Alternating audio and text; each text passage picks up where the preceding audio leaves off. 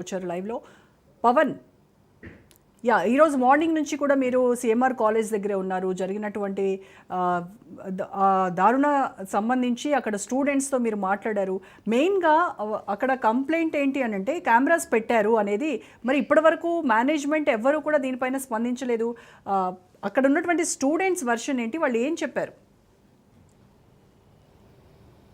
బాత్రూంలో కొన్ని హిడెన్ కెమెరాలు కూడా అమర్చారని చెప్పి కూడా స్టూడెంట్స్ మొదటి నుంచి కూడా ధర్నా కూడా చేపట్టారు. అక్కడ బాత్రూమ్ వెనుక భాగం నుంచి కూడా యొక్క కెమెరాలు అమర్చి ఒక వీడియోలు చిత్రీకరిస్తున్నారని చెప్పి కూడా స్టూడెంట్స్ ఒక్కసారిగా ఆందోళన కూడా చేపట్టారు. అయితే కాలేజీకి సంబంధించిన యాజమాన్యానికి ఫిర్యాదు చేసినా వారు పట్టించుకోకపోవడంతో రోడ్డుపై బైఠాయించారు. ఎందుకంటే ఇప్పటికే కుటుంబ సభ్యులు కావచ్చు, దీనికి సంబంధించిన తల్లిదండ్రులు పెద్ద ఎత్తున హాస్పిటల్కు చేరుకున్నారు. ఎందుకంటే లక్షల రూపాయలు అక్కడ ఫీజులు చెల్లించి పిల్లల భవిష్యత్తు అక్కడ బాగుంటుందని చెప్పి కూడా చేర్పిస్తే తమ పిల్లలకే రక్షణ లేకుండా పోతుంది. వాళ్ళు అర్ధరాత్రి పూట ఫోన్ చేసి ఏడ్చుకుంటూ మాట్లాడుతున్నారు. తాము దిక్కులేని పరిస్థితిలో ఉన్నాము, తమ పిల్లల్ని తీసుకెళ్తామన్నా కూడా దీనికి సంబంధించి ఒక యాజమాన్యం మాత్రము పిల్లల్ని పంపించడం లేదని చెప్పి కూడా ప్రధానంగా వారు చాలామంది కూడా కాలేజీ కూడా చేరుకున్నారు. పిల్లలను పంపించకపోవడంతో వాళ్ళు తిరిగి వెళ్ళిపోయారు. అయితే పిల్లల తల్లిదండ్రులకు కూడా దీనికి సంబంధించి కాలేజీ యాజమాన్యం సంబంధించిన వారంతా కూడా కలిసి ఆ యొక్క భవిష్యత్తులో ఇంకోసారి జరగదు, దీనికి సంబంధించి కూడా పూర్తిగా సమగ్ర దర్యాప్తు జరుపుతుందని చెప్పి కూడా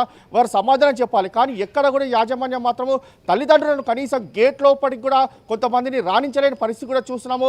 అంతేకాకుండా దీనికి సంబంధించి ఎవరు కూడా బాధ్యత వహిస్తారనేది మాత్రము ప్రధానంగా కాలేజీ నుంచి కూడా ఎవరు కూడా ముందుకు రాలేదు. అయితే కేవలం పోలీస్ కేసు నమోదు చేశారో, నమోదు చేసి అక్కడ ఫింగర్ ప్రింట్స్ ఎవరైతే ఉన్నాయో వాటన్నిటి కూడా సేకరించినా దీనికి సంబంధించి అవి కరెక్ట్గా లేవు అనేది మాత్రం పోలీస్ నుంచి కూడా వర్షన్ వినిపిస్తుంది. మరోవైపు అనుమానితులుగా ఉన్న 5గురిని అదుపులోకి తీసుకున్నారు. వారి వద్ద సెల్ ఫోన్ కూడా రికవర్ చేసుకున్నారు. సెల్ ఫోన్లో మాత్రము ఎలాంటి వీడియోస్ మాత్రం తమకు రికవరీ కాలేదని మాత్రం ప్రధానంగా పోలీసులు చెప్తున్నారు. అంతేకాకుండా ఈ యొక్క ఫోన్స్ను కూడా ఫోరెన్సిక్ ల్యాబ్ పంపించాము. ఒకవేళ వీడియోస్ గిట్ట తీసి మళ్ళీ డిలీట్ చేసే వాటిని రికవరీ చేయడానికి ఒక ఫోరెన్సిక్ ల్యాబ్కి పంపించామని చెప్పి మరోవైపు పోలీసులు చెప్తున్నారు.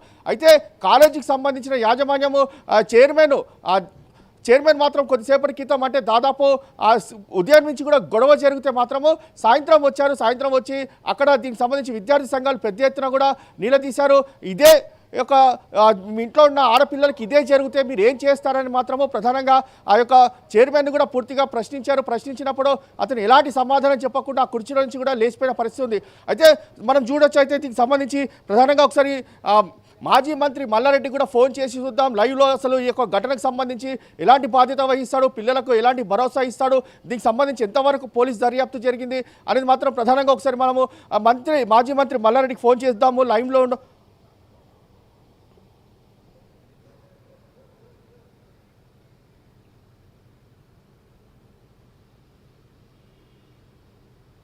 వాళ్ళు స్విచ్ ఆఫ్ చేసుకోనో లేకపోతే ఆన్సర్ చేయకుండానే ఉంటారు. ప్రతిసారి జరుగుతున్నటువంటి తంత ఇది. సమాధానాలు ఎలా ఉంటాయో చూసాం కదమ్మా. బాధ్యత ఎవరికి ఉంది? హలో, ఫోన్ లిఫ్ట్ చేసి కట్ చేసిన పరిస్థితి కూడా చూస్తున్నాం. ఎందుకంటే మన ఫోన్ చేసే వాళ్ళకి మన నంబర్ ఆల్రెడీ వాళ్ళ ఫోన్లో ఫీడ్ ఉంది కాబట్టి ఫోన్ కూడా కట్ చేసిన పరిస్థితి కూడా చూస్తున్నాము. మరోవైపు యొక్క తమ్ముడిని కూడా యొక్క ఫోన్ చేసి చూద్దాం, మరి తమ్ముడు ఏ విధంగా రెస్పాన్స్ చూస్తుంటాడు. అంతేకాకుండా ఈ కేసుకు సంబంధించి ఉదయం నుంచి కూడా పూర్తిగా గోపాల్ రెడ్డి వచ్చి ఒక కేసుకు సంబంధించి కావచ్చు స్టూడెంట్స్ కూడా మాట్లాడుతున్నారు. మరోసారి మనం గోపాల్ రెడ్డి కూడా వారి తమ్ముడు గోపాల్ రెడ్డి కూడా ఫోన్ చేసి చూద్దాం.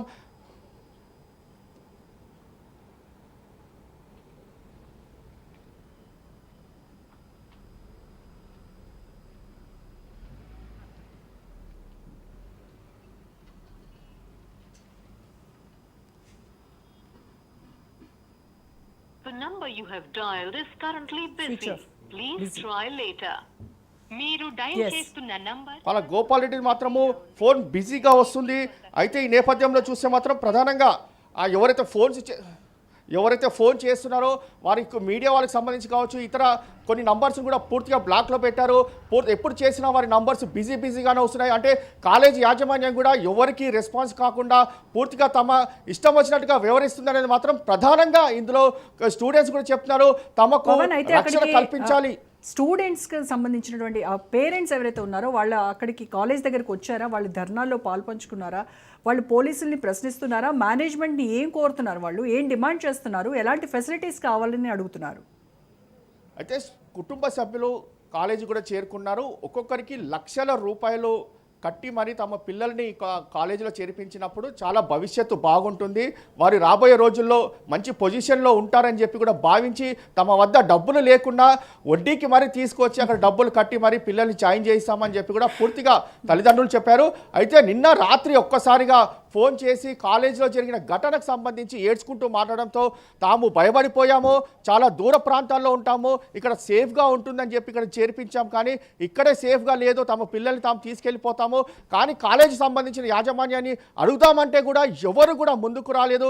అసలు దీనికి సంబంధించి తాము ఏం చేయాలని మాత్రం దుఃఖితోచని పరిస్థితిలో ఉన్నాము. అంతేకాకుండా డబ్బులు కావాలంటే మాత్రము పూర్తిగా ఫోన్ల పైన ఫోన్లు చేస్తారు, డబ్బులు కట్టేంత వరకు స్టూడెంట్ని కాలేజీకి పంపించొద్దని చెప్పి కరాఖండిగా ఫోన్ చేసి మరీ చెప్తారు.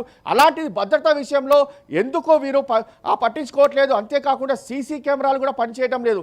అక్కడ పూర్తిగా 3 నెలల నుంచి సీసీ కెమెరాలు పనిచేయడం లేదు. ఒకవేళ సీసీ కెమెరా పనిచేస్తే మాత్రము ఖచ్చితంగా ఈ యొక్క కెమెరా ఎవరైతే అమర్చారో వారిని వెంటనే పట్టుకునే అవకాశం కూడా ఉంటుందని మాత్రం ప్రధానంగా స్టూడెంట్స్ కూడా చెప్తున్నారు. తమకు భద్రత కల్పించాలి, పోలీసుల వాళ్ళు కూడా తమకు న్యాయం చేయడం లేదు, ఎవరైతే దీనికి సంబంధించి బాధ్యులు ఉన్నారో వారిని తమకు అప్పగించాలి, ఎందుకంటే ఈ యొక్క ఘటన మరోసారి పునరుద్ధరణ కాకుండా అతని పైన కఠిన చర్యలు తీసుకోవాలని చెప్పి కూడా ప్రధానంగా డిమాండ్ వ్యక్తం చేస్తున్న పరిస్థితి కూడా కనిపిస్తుంది. పవన్, అయితే ఇప్పటి వరకు 7 అనుమానితుల్ని విచారించినట్టుగా చెప్తూ ఉన్నారు కదా పోలీసులు. ఆ 7 అక్కడ ఉన్నటువంటి స్టాఫ్, అంటే మేజర్గా స్టూడెంట్స్ చెప్పేది ఏంటంటే వంట వాళ్ళు ఎవరైతే ఉన్నారో వాళ్ళ మీదే మా అనుమానం అని చెప్తున్నారు. సో ఆ 7 కూడా ఆ వంట వాళ్ళకి సంబంధించిన వాళ్ళైనా, వంట మనుషులైన వాళ్ళు ఆ డిపార్ట్మెంటేనా? వారంతా కూడా వంట మనుషులుగానే చెప్తున్నారు. ఎందుకంటే వంట వండి అక్కడ దీనికి సంబంధించి కూడా పూర్తిగా అక్కడే ఉంటారు. ఈ యొక్క బ్యాక్ సైడ్ వారికి ఒక 2 రూమ్స్ కూడా ఇచ్చారు, అదే రూమ్లో ఉంటారు. వారికి ఎదురుగానే ఈ యొక్క వాష్రూమ్ కూడా ఉంటుంది.